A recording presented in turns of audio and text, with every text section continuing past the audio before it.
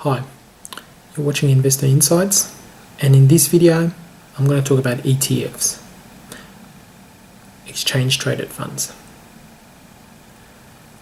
I have made earlier videos about mutual funds, managed investments, and the pitfalls of putting money into them.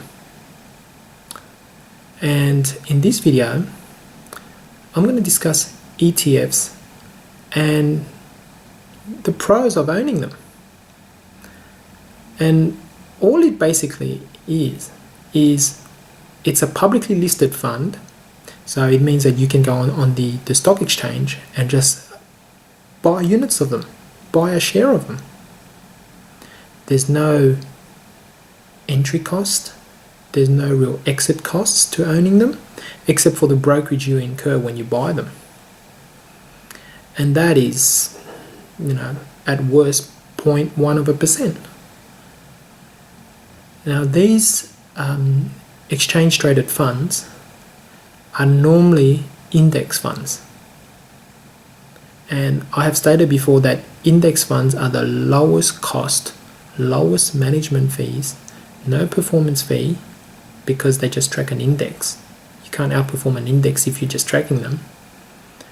And so to me, if you're a person who's got a long-term bullish view on the economy, on the stock market, and you don't want to take the time to educate yourself, to do the trading yourself or the investing yourself, and you just feel that you've got to somehow beat inflation, and you've got to invest it in something that's going to beat the rate of inflation, by all means, exchange traded funds are a savvy way to to invest your money. I don't really have too many ideas of ETFs in this country.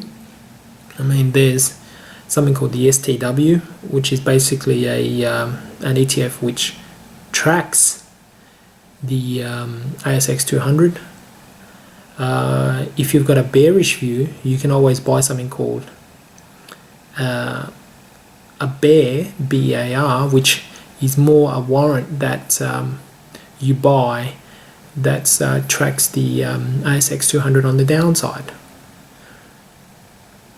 I mean, the ETFs, technically bear is not an ETF, right?